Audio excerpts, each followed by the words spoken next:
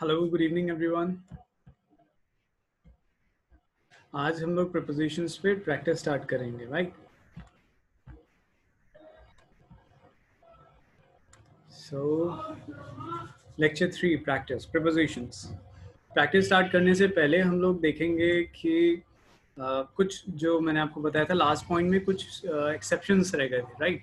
पहले हम उन एक्सेप्शंस को देखते हैं, फिर कुछ वर्ड्स के साथ जो बेसिक प्रीपोजिशंस होती हैं उनके साथ वो प्रीपोजिशंस डिस्कस करेंगे, राइट? इंपॉर्टेंट प्रीपोजिशंस हम लोग ऑलरेडी डिस्कस कर चुके हैं। वो प्रीपोजिशंस डिस्कस करने के बाद लास्ट में हम लोग प्रैक्टिस स्टार्ट कर देंगे। Okay, will be having plenty of time to practice. Okay, बाकी वेट नहीं करते हैं, बाकी लोग जो भी आएंगे लेट वो जुड़ते रहेंगे, right? So am I audible? सुन पा रहे हैं आप लोग? Yes sir. Okay, great. चलिए स्टार्ट करते हैं। सी, प्रीवियस लेक्चर में जो लास्ट पॉइंट था हमारा, काफ़ी सारे प्रीपोजिशंस हम लोग पढ़ चुके हैं, उनके बीच में डिफरेंस, बट लास्ट में हमने ये देखा था कि ये सारे की सारी जो प्रीपोजिशंस हैं हमारी, राइट, इसमें डिस्कस अगर यूज़ करें तो लिविंग के साथ आता है, नॉन लिविंग के साथ प्रीपोजिशन यूज़ नहीं होती है। ये सारी की सारी प्रीपोजिशंस इनके साथ हम गलती से यूज़ कर लेते हैं, राइट? सो ये एरर्स होते हैं, इसके साथ ये इस्तेमाल नहीं होता। अवेट का मीनिंग क्या होता है, राइट? ये प्रीपोजिशन इनके साथ यूज़ हो जाती है मिस्टेकनली, पर इनका इस्तेमाल नहीं होता। ओके, ये लास्ट पॉइंट था हमारा जो हमने पढ़ा था। अब इसी पॉइंट को ही एक्सटेंड करते हैं और कुछ एक्सेप्शंस देखते हैं। ओके, ये कंप्राइज ऑफ का एग्जांपल था, ठीक? सो पॉइंट नंबर 13, एक्सटेंशन, मतलब कुछ और वर्ड्स हम देखेंगे जिसमें हम देखेंगे कि क्या एक्सेप्शंस रहते हैं। ओके, हम लोग पढ़ रहे हैं prepositions are not used with these words. So first one is visit. Okay, अब विजिट जो है वो दोनों है, एक नाउन भी है और एक वर्ब भी है। क्लियर? विजिट जो है वो एक नाउन भी है और वर्ब भी है पार्ट्स ऑफ स्पीच में। ओके, सो जब विजिट का इस्तेमाल एक नाउन की तरीके से होता है तब इसमें हम प्रीपोजिशन का इस्तेमाल करते हैं, प्रीपोजिशन टू का इस्तेमाल होता है। ओके, जब विजिट का इस्तेमाल वर्ब की तरीके से होगा तो किसी प्रीपोजिशन का इस्तेमाल नहीं होगा। क्लियर? यही है एक्सेप्शन कि जब इसका इस्तेमाल वर्ब की तरह हो रहा है, एक क्रिया के रूप में हो रहा है, तब उसके साथ कोई प्रीपोजिशन नहीं आएगी, राइट? देखिए example, a visit to my grandmother's house. अब यहाँ पर विजिट क्या है? पार्ट्स ऑफ स्पीच में विजिट क्या है? देखिए, मुझे ध्यान ज़्यादा कोई नॉलेज की आवश्यकता नहीं है, राइट? हम लोग कैसे पहचानते हैं नाउन को? Simply we see what, article, article A and the से हम तुरंत पहचान लेते हैं क्या एक नाउन है। क्लियर? अ विजिट, तो यहाँ पर ये नाउन हो गया, right? A visit to my grandmother's house, तो यहाँ पर ये जो प्रिपोजिशन टू आ रही है ये बिल्कुल सही है। क्लियर? यहाँ पर ये टू प्रिपोजिशन जो है इसका यूसेज बिल्कुल सही है। बट अगर विजिट का इस्तेमाल मैं वर्ब की तरीके से करूँ, जैसे यहाँ पर विजिट जो था वो नाउन था, पर अभी अगर मैं विजिट का इस्तेमाल करूँ वर्ब की तरीके से, क्लियर? यहाँ पर मैंने वर्ब का विजिट का इस्तेमाल वर्ब की तरीके से किया है, तो यहाँ पर देखिए प्रीपोजिशन टू का अगर इस्तेमाल होता है तो वो क्या होगा? वह गलत होगा। देखिए, I visited to my grandmother's house, that's wrong. It should be that I visited my grandmother's house. Clear? क्योंकि यहाँ पर विजिट जो है वो क्या है? वर्ब, तो उसके साथ कोई भी हमारी प्रीपोजिशन नहीं आएगी। यहाँ पर टू का जो इस्तेमाल है वो गलत है, या इसीलिए उसको रेड से मार्क किया गया था। या ऐसे ही कुछ और शब्द हैं जैसे ऑर्डर। ऑर्डर, इसमें हमें क्या ध्यान रखना है? देखिए, ऑर्डर, जब भी हम ऑर्डर देंगे तो या तो हम किसी को ऑर्डर देंगे, राइट? तो जिसको ऑर्डर दिया जा रहा है वो तो हो जाएगा हमारा डायरेक्ट ऑब्जेक्ट, ठीक है?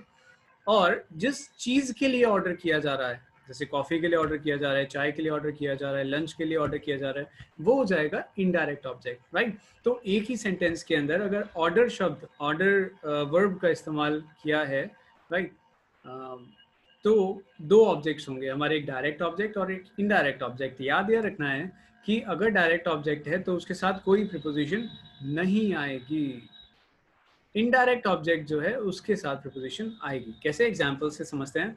देखिए, he ordered the waiter, direct object है, किसको ऑर्डर दिया? वेटर को, राइट? किसको ऑर्डर किया? वेटर को। ऑर्डर्ड द वेटर, तो यहाँ पे कोई भी प्रीपोजिशन नहीं आएगी। क्लियर?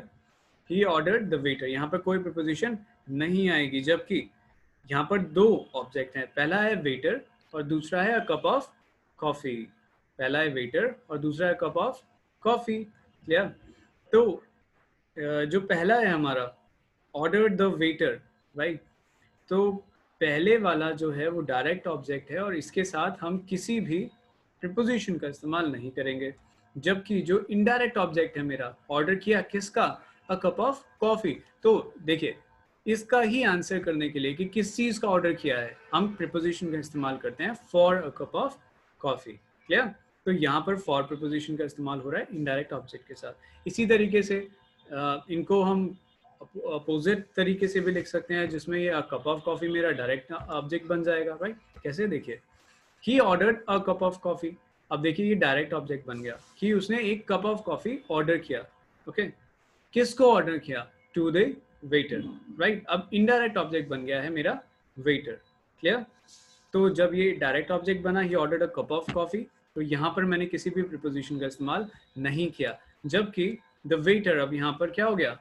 Indirect object. राइट? क्योंकि वो डायरेक्ट रेफरेंस किसको दे रहा है? अ कप ऑफ कॉफी को। यहाँ पर वो डायरेक्ट रेफरेंस दे रहा था वेटर को। Right? He ordered what? He ordered the waiter, मतलब उसने ऑर्डर किया किसको? वेटर को। यहाँ पर है उसने ऑर्डर क्या किया? He ordered a cup of coffee. ठीक है, ये दोनों के दोनों डायरेक्ट ऑब्जेक्ट की तरीके से यूज किए गए हैं। जबकि यहाँ पर ही order the waiter for a cup of coffee. Right? तो ये इनडायरेक्ट ऑब्जेक्ट था, वी यूज्ड फॉर, और यहाँ पर वेटर इनडायरेक्ट ऑब्जेक्ट था and we used to. Clear? This was the use. बताएं यहाँ तक कोई समस्या है तो I will clear your doubt, अगर नहीं है तो will move on to next word. कुछ पूछना है?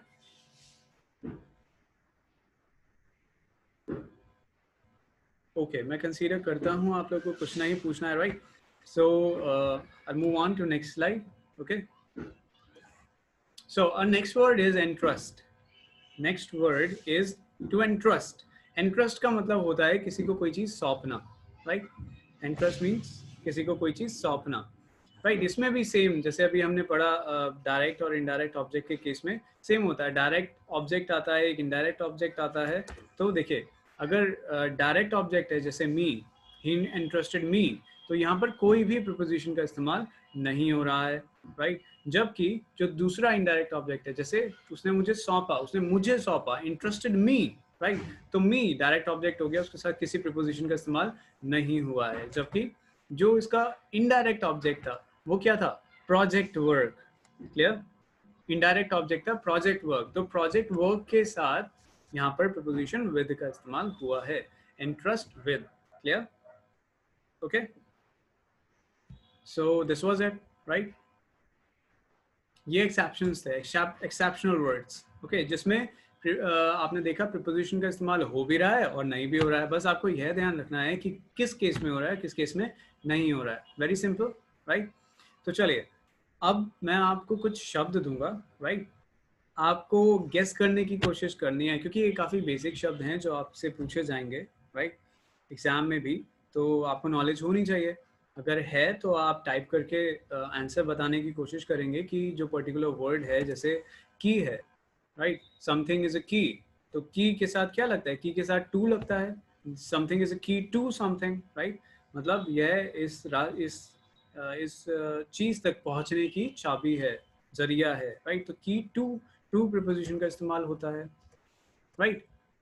तो इसी तरीके से आप लोग मुझे बताएंगे, बाकी सारे शब्दों के साथ मैं शब्द बोलूंगा और आप लोग कोशिश करेंगे टाइप करने की फटाफट कि आंसर क्या है। Right? So second word is associated.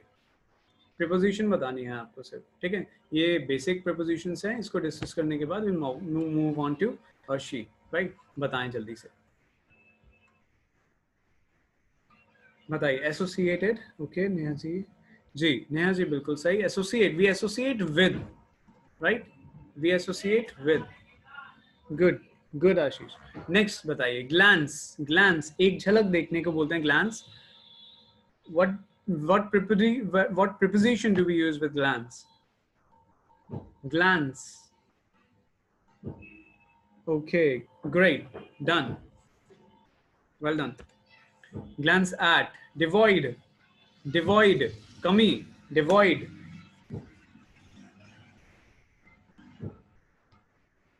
Devoid. Ashish says two. Any other guess?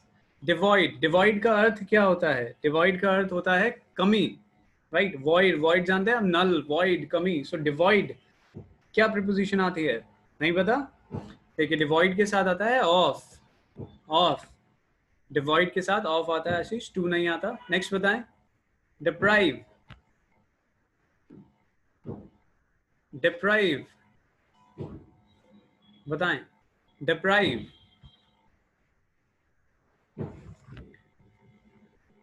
Deprive. Good. Neha is right. Deprive के साथ आता है of. Devoid और deprive, they are synonyms, right? Rule of synonyms will be used here. Deprive of. Next, comply. To comply dash. To comply dash. बताएं. To comply dash.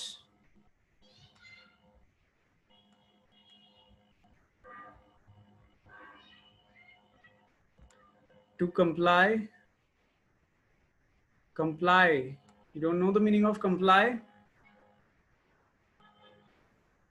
Agree करने को बोलते हैं कंप्लाई. अग्री के साथ क्या आता है? वही कंप्लाई के साथ आएगा. बताएं. To Ashish. No, to is wrong. To नहीं आता. कंप्लाई टू नहीं आता. Exactly. Neha is right. Comply with. We use with here. Comply with. We comply. We agree with. Right. Next. Oh. I showed it, right? Abide. We abide by something, right? We abide by something. Next, tired. Tired. Tired. Tired of. Yes, you're right. We use of. We are tired of something. हम थक चुके हैं किसी चीज से. We are tired of something. Next, avail. Avail हम पढ़ चुके हैं already. Avail what? Avail हमने रिफ्लेक्सिव प्रोनाउंस में पढ़ा था. Avail yourself dash. Avail myself dash. बताएं.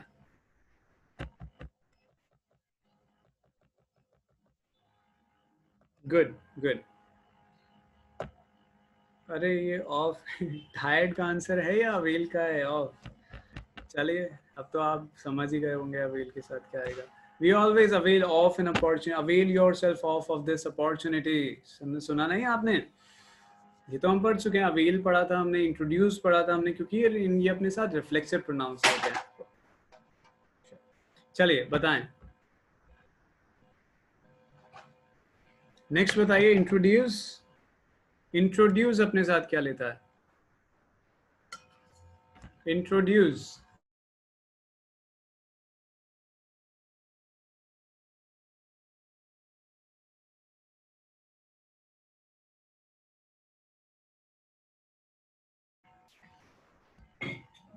जी अंजलि जी, आप सही हैं. इंट्रोड्यूस अपने साथ लेता है to. Next, habituated. accustomed. Habituated, accustomed. जो हमारी रोजमर्रा की आदत होती है, अगर हम उस आदत में से बंधे हुए. accustomed, habituated. आप ऑफ कह रहे हैं Neha ji. Any other answer? Of के अलावा हैबिचुएटेड, accustomed. देखिए इसी तरीके से जब हमें नॉलेज नहीं होती ना, हम गेस करने की कोशिश करते हैं, राइट? और हम मिस्टेक कर बैठते हैं एग्जाम में. इसीलिए हमें ज़्यादा से ज़्यादा प्रैक्टिस करनी चाहिए, खासकर प्रीपोजिशंस की. कभी कभी तो मैं भी गलती कर बैठता हूँ, और गलती का कारण यही होता है कि प्रीपोजिशन क्लियर नहीं होती, राइट? इसीलिए ज़्यादा से ज़्यादा प्रीपोजिशन की हम प्रैक्टिस करेंगे. इस शीट में पता है आप लोगों को क्वेश्चंस भी हम लोग के लगभग 50 से ज़्यादा ही हैं. कुछ क्वेश्चंस हम कोशिश करेंगे आज एक ही क्लास में हो जाए, और बाकी हम लोग नेक्स्ट क्लास में देखेंगे. क्लियर? चलिए बताएं. हैबिचुएटेड, accustomed अपने साथ टू ही लेता है, right? Next, junior dash senior dash prior dash. Junior, senior, prior. देखिए राइम कर रहे हैं.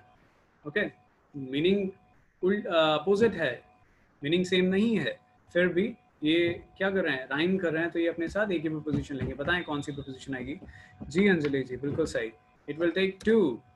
Junior to, senior to, prior to, right? Next बताएं. Access. Access dash, access dash. बताएं.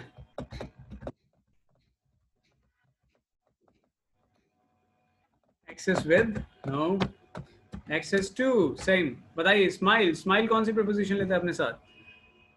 जी Neha ji, access to smile, smile बताएं।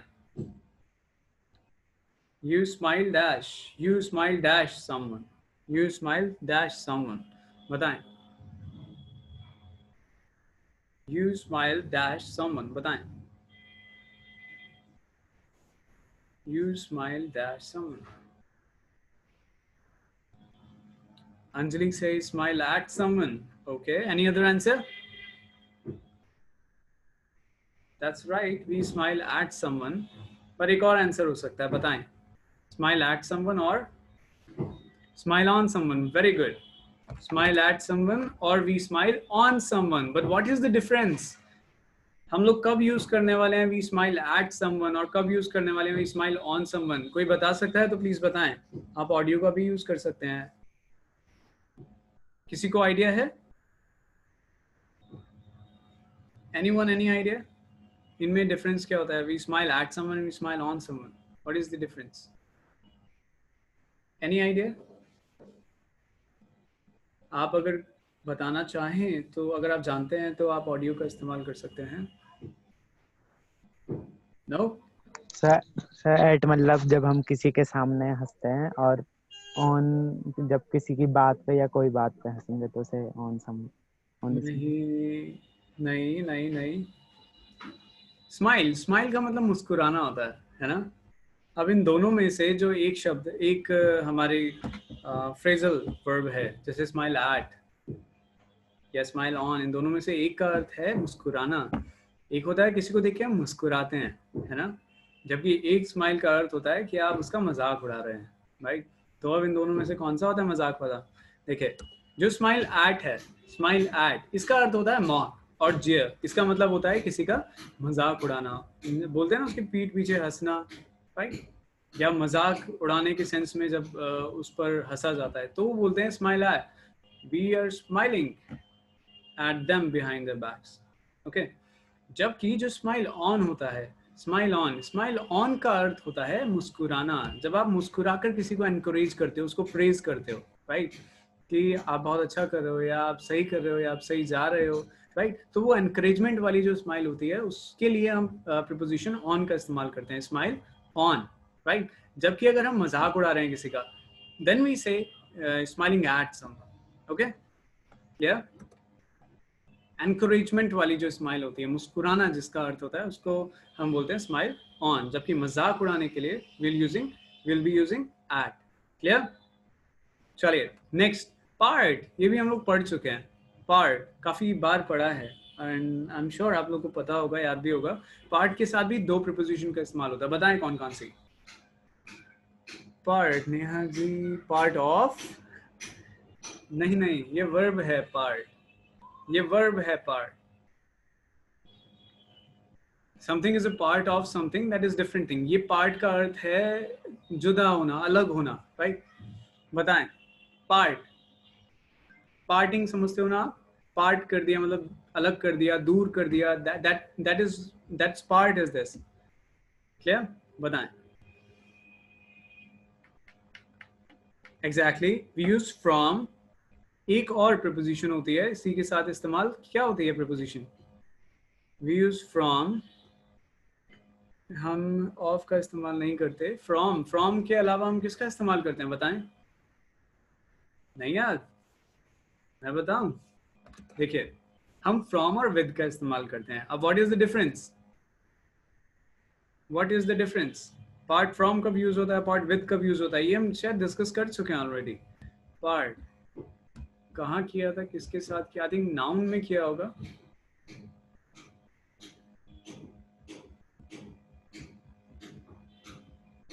आइडिया है किसी को? नहीं है? चलिए मैं ही बताता हूँ। देखिए, जब हम दूर होते हैं किसी लिविंग थिंग से, राइट? जैसे बच्चे अपने पेरेंट्स से दूर हो रहे हैं, ओके? तो या कोई किसी से, किसी लिविंग थिंग से बिछड़ रहा है, राइट? तो हम बोलते हैं part from, right? Part from her pet, part from her parents, right? So part from आता है लिविंग थिंग के साथ, जबकि पार्ट विद का इस्तेमाल होता है किसी नॉन लिविंग थिंग के साथ, राइट? जब किसी नॉन लिविंग थिंग की बात करते हैं तो we part with, right, we part with something. Okay, so this is difference. From का इस्तेमाल होगा लिविंग के साथ और विद का इस्तेमाल होगा नॉन लिविंग थिंग के साथ। क्लियर? कोई डाउट है तो जल्दी से बताएं, फिर हम शीट सॉल्व करनी स्टार्ट करते हैं। क्लियर? फटाफट से रीडिंग मार लीजिए, देख लीजिए, कोई डाउट है तो लिख दीजिए या फिर आप बोल भी सकते हैं।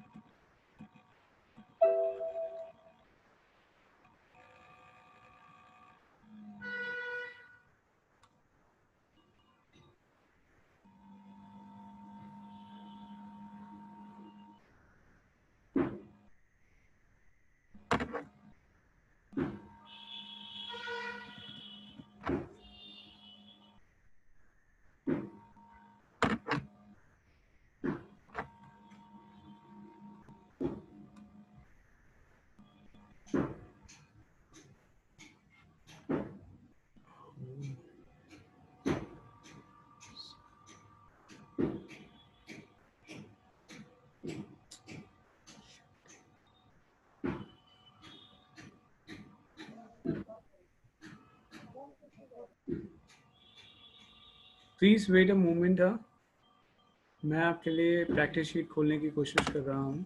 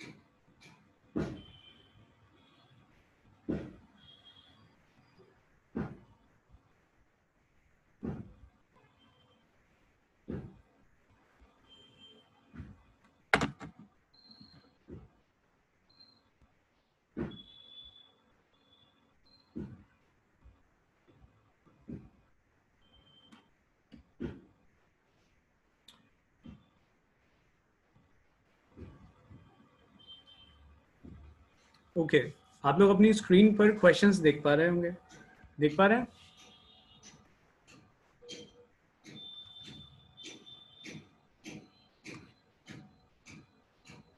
मैं तो देख पा रहा हूँ, बताइए। आपकी स्क्रीन पर आप कुछ क्वेश्चंस देख पा रहे हैं, राइट? Yes sir. जी, तो दीज आर योर क्वेश्चंस। हम इसको सॉल्व करना स्टार्ट करते हैं, राइट? फिर जो क्वेश्चंस रह जाएंगे मैं आपको शीट दे दूंगा एंड आप इसको सॉल्व कीजिएगा and I will provide you answers. Okay, चलिए। नंबर 1, अपने आप आंसर्स सिर्फ बता सकते हैं ऑप्शन वाइज, राइट? ए, बी, सी या डी पढ़िए और इसको सॉल्व कीजिए। चलिए बताएं।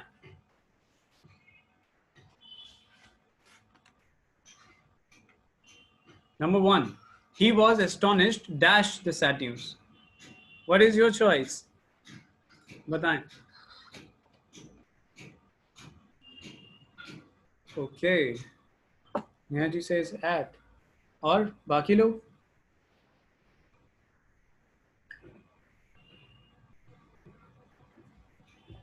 Other answers?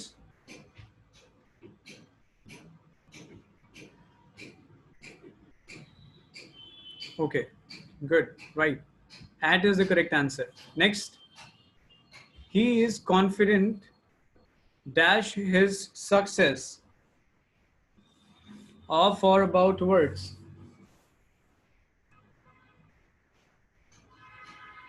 Okay, Ashish. Other answers? Any other answer?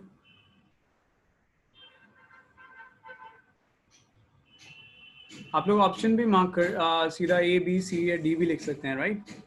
ताकि आपको ज्यादा टाइप करने की आवश्यकता ना पड़े. For okay, Ashish is right. He is confident of his success. He is confident of his success. Next 3. Exercise is beneficial dash health. Exercise is beneficial. Okay, Ashish says 2.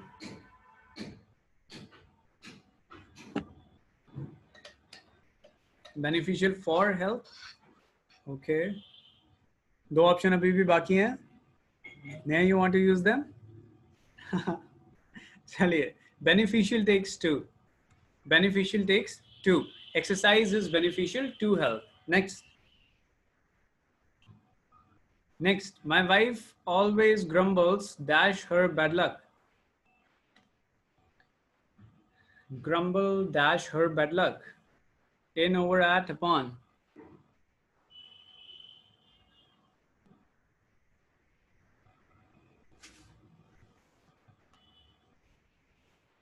Okay, good. It's correct. At is right.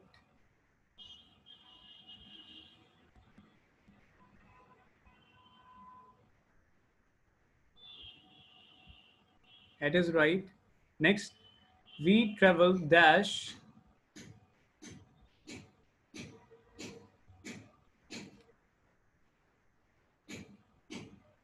exactly. It was very easy. By. Next, his statement is very much similar dash mine. His statement is very much similar dash mine. Of. Okay. Next. Any other answer?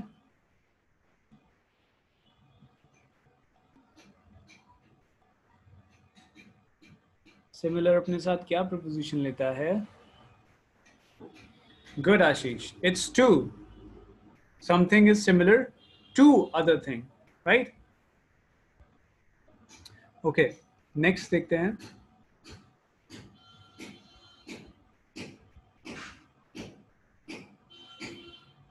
सही है. Number 7. Number 7.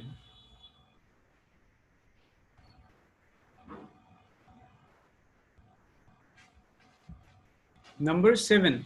He is jealous dash me. Good. Good. Good. It's off. Some are very easy, right? But कुछ होंगे जिसमें आपको बहुत confusion होगी, right? उसी में ही ज़्यादा मज़ा आएगा क्योंकि उसी में ही तो हम तुक्के मारते हैं ना. चलिए, और तुक्के सही हो जाएं तो वाह भाई वाह, फिर वो हमें हमेशा के लिए याद हो जाता है. चलिए. She has a passion dash dance and music. Right. Passion dash dance and music. बताएं.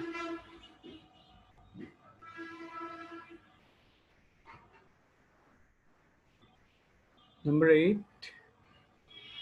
Good. It's for.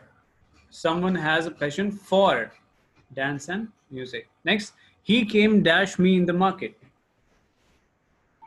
ये एक phrasal verb है, right? अगर आपको knowledge होगी तो आप इसको बता सकते हैं.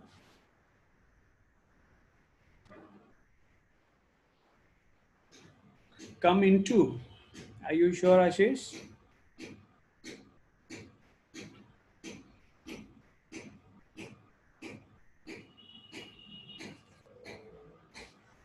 Any other answer? Come at. Are you sure, Neha? क्या आपने नहीं पढ़ा है? Come across. कम इनटू भी फ्रेजल वर्ब होता है, बट कम इनटू का अर्थ सीधा होता है कि अंदर आना, राइट? किसी को बोलने के लिए कि come into the room, right? Okay. Come across का अर्थ होता है कि अचानक ही किसी से मिल जाना, तो यहाँ पर यही आएगा, he came across me in the market. Next बताएं, number 10, no one can hinder him dash doing his, hinder बताएं। पढ़ चुके हैं, ये हमने पढ़ा है। hinder, Anjali ji says, see, hinder him for doing his work. Anji Ashish, what's your answer? Hinder him, रोकना।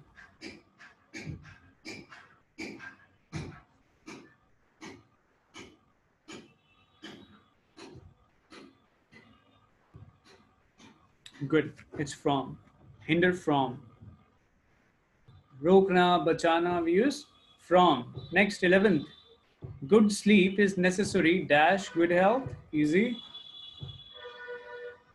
Exactly, ये तो easily बता सकते हैं, good sleep is necessary for good health, right? Number 12, I beg pardon dash you for being late, ये भी easy है। I beg pardon for you for being late, are you sure? Are you sure, Neha? I beg pardon for you for being late, मैं आपके लिए क्षमा मांगती हूँ। Exactly. I beg pardon of you. We always say pardon of someone, right? Excuse of someone. Yeah.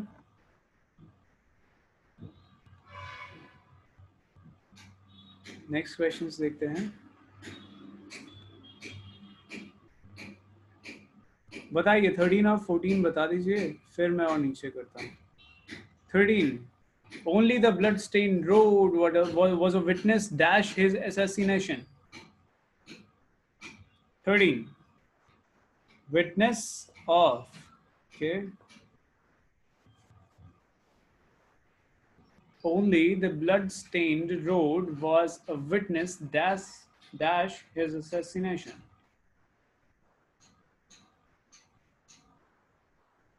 What is your answer? Ashish says of his assassination.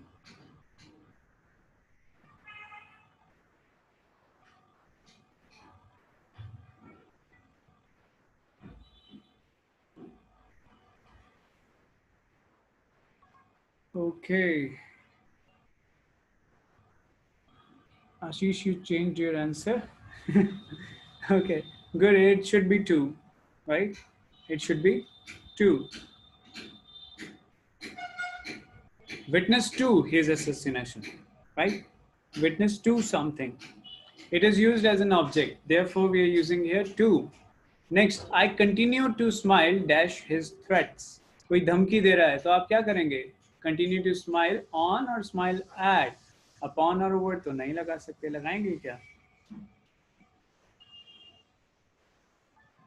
Sorry. Okay. Okay. Okay, आशीष, वो पहले वाले का आंसर था जी। Okay, good जी, बिल्कुल सही, हम smile at लगाएंगे। It is used in the sense of मॉकिंग, right? चलिए,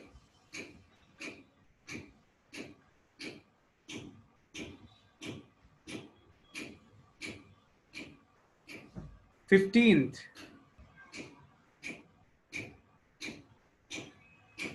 Fortune continued to smile dash me. Fortune continued to smile dash me.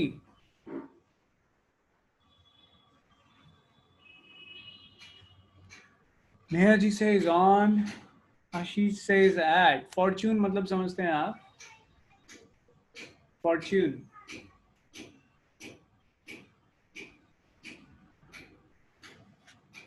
Fortune क्या होता है? फॉर्च्यून ऑयल सुना है आपने? तो उसमें फॉर्च्यून का अर्थ क्या होता है?